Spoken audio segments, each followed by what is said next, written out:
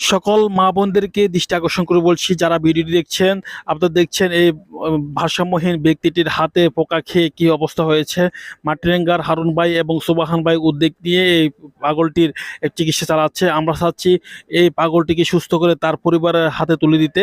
তো আপনারা যারা ওই লোকটিকে ছিলেন তাহলে অবশ্যই কমেন্ট বক্সে জানাবেন। পাশাপাশি আপনারা সবাই ভিডিওটি বেশি বেশি করে শেয়ার করে দিন, যাতে এই ভিডিওটি সারা বাংলাদেশে পৌঁছায়, আমরা তার পরিবারের সন্ধান পাই। আমরা তার যদি পরিবারের সন্ধান পাই তাহলে অবশ্যই সেই পরিবারের হাতে তুলে দেওয়ার জন্য চেষ্টা করব। আপনারা বেশি বেশি করে ভিডিওটি শেয়ার করার জন্য বিশেষভাবে অনুরোধ করছি। প্রিয় ভাই, দেখছেন আসলে দুজন ভাই যাদের উদ্যোগে যে মানুষটির চিকিৎসা হচ্ছে, তাদের প্রতি অশেষ অশেষ ধন্যবাদ জানাই, বিশেষ করে সুবাহান ভাই এবং হারুন ভাই, যিনি মুক্তিযোদ্ধার সন্তান। তো প্রিয় দর্শক, আপনারা বিশেষ করে এই পাগলটিকে আমরা পৌঁছায় দিতে চাই, তার পরিবারের হাতে তুলে দিতে চাই। আপনারা একটু বেশি বেশি করে তারকে শেয়ার করে তার পরিচয় শনাক্ত করার জন্য একটু সহযোগিতা করুন। ধন্যবাদ সবাইকে। এখন বন্ধ করুন, পানি ঢালতে পারেন, পানি সমস্যা নাই। পানি তো পানি খাওয়াইতে পারে, পানি দেবো এখানে, পানি পানি দিতে পারেন, পানি ঢালেন। এক বালতি পানি নিয়ে আসেন না কারো থেকে। হাত ওই ওই পাশে দেন, হাত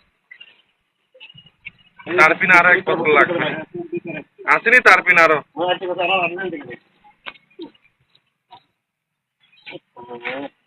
ওই সাইডে আরেকটা ছিদ্র আছে ভাই, হাতের পিছনে।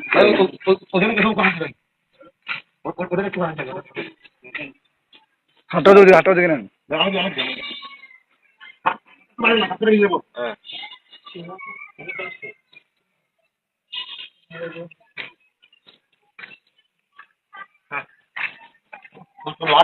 গামছাতে ওখানে পড়াই দেন।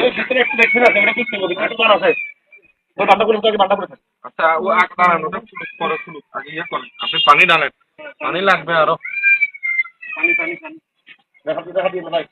কারা বালতি নাই?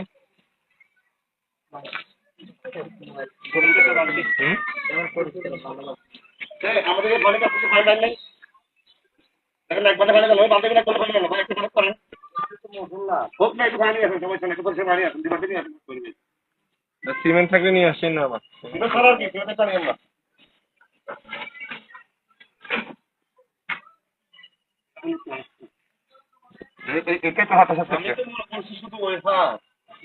ওই হাতও আছে।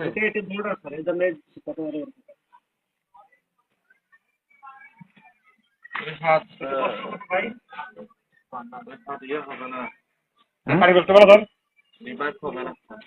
পানি করতে পারো না। ইয়ে দেখবে, ইয়ে দেখতে হবে না তো আছে কিনা, রক্তের লাইন, রক্ত আছে কিনা আগের মতো, তাহলে থাকবে। যদি ওটা গেছে গা তাহলে